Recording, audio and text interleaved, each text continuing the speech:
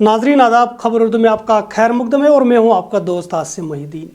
जैसे कि आपको पता है कि आज सबसे बड़ी खबर जो जम्मू कश्मीर में है वो है डिलिमिटेशन के मुतालिक। डिलिमिटेशन कमीशन की रिपोर्ट आज सामने आई है जिसमें उन्होंने अपनी सिफारिशात मरकज़ी सरकार को पेश की है। इन सिफारिशात के मुताबिक जो खबरें हमारे पास आई है उसके मुताबिक 6 सीटें जम्मू को बढ़ाने के लिए इन्होंने कहा है और कश्मीर के लिए 1 सीट। इसके अलावा इन्होंने कहा है कि 9 मज़ीद सीटें बढ़ाई जा सकती है SC और ST के लिए।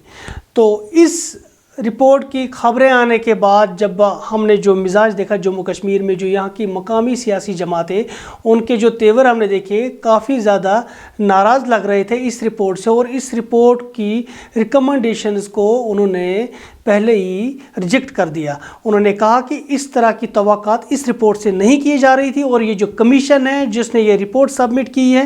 वो सिर्फ BJP को यहाँ पर फ़ायदा पहुँचाने के लिए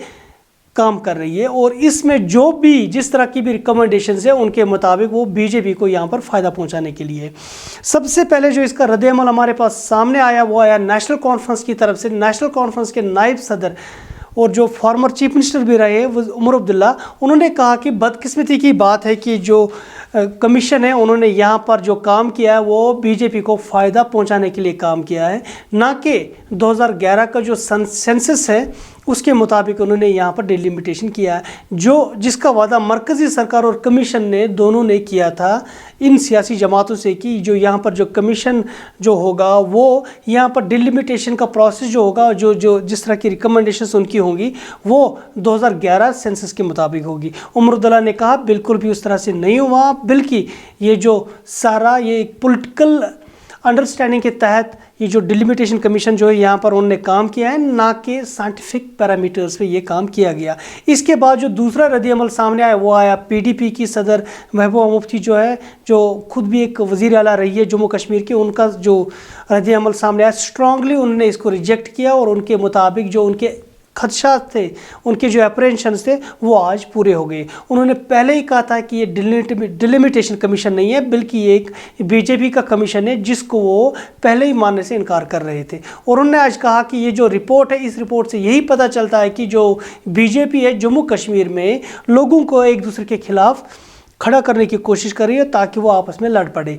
इसी तरह से जो पीपल्स कॉन्फ्रेंस के जो चेयरमैन है सजाद गनीलून, उन्होंने भी इस रिपोर्ट को रिजेक्ट किया है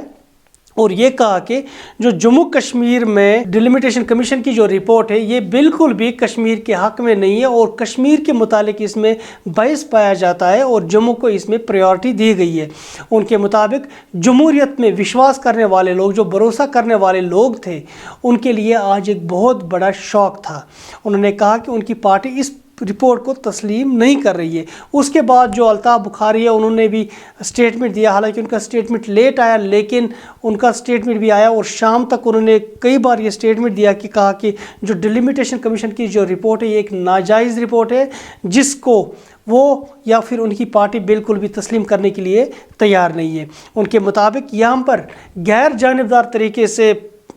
डिलिमिटेशन का प्रोसेस हो और जिस प्रोसेस में डिस्ट्रिक्ट्स और सेंसस जो 2011 की जो पॉपुलेशन सेंसस हो उसको कंसीडर किया जाए। उनके मुताबिक इस प्रोसेस में अभी तक वो चीज़ें कंसीडर नहीं की गई थी। अगर मरकज़ी सरकार इस डिलिमिटेशन कमीशन की रिपोर्ट को इम्प्लीमेंट करती है जम्मू कश्मीर में, उसके मुताबिक फिर जम्मू और कश्मीर के दरमियान सिर्फ 1 सीट का गैप रह सकता है, यानी कि कश्मीर सिर्फ 1 सीट असेंबली सीट आगे हो सकता है जम्मू से, और जम्मू को जो इस वक्त 6 सीटें पीछे हैं कश्मीर से वो लगभग बराबरी पे आ सकता है इस डिलिमिटेशन कमीशन की रिपोर्ट के इम्प्लीमेंटेशन के बाद। फिलहाल इस वक्त जो हमें जो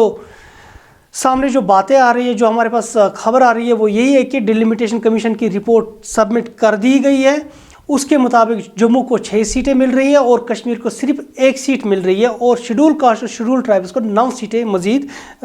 मज़ीद बढ़ा दी जा रही है। इसके अलावा اب یہ دیکھنا ہوگا کہ مرکزی سرکار اس کرٹیسزم کو جو یہاں مقامی سیاسی جماعتیں اس کی کرٹیسزم کر رہے ہیں اس کو کس طرح سے لے رہی ہے، کیا واقعی میں اس کو سنجیدگی سے لیا جا رہا ہے یا پھر وہ جو اپنا پلان آف ایکشن جو انہوں نے جموں کشمیر کو لے کر بنایا ہے اس کو لے کے آگے چل رہی ہے۔ تو اب یہ دیکھنا ہوگا کہ مرکزی سرکار کس طرح سے آگے بڑھتی ہے اور یہاں پر مقامی سیاسی جماعتیں ان کا کیا پلان آف ایکشن رہے گا، کیا اسی رپورٹ کے ساتھ وہ متفق ہو جاتے ہیں یا پھر کوئی اور رننیتی ان کے پاس ہے، کوئی اور طریقہ ہے کہ تاکہ وہ مرکزی سرکار پہ کس طرح کا دباؤ ڈالے کہ یہ جو ڈیسیجن ہے یا پھر یہ جو رپورٹ ہے اس کو ریکنسیڈر کیا جائے۔ آنے والے وقت میں کیا ہوتا ہے کہ اس کی باتیں ہم آگے کریں گے۔ فی الحال اس وقت دیجیے مجھے اجازت، خدا حافظ۔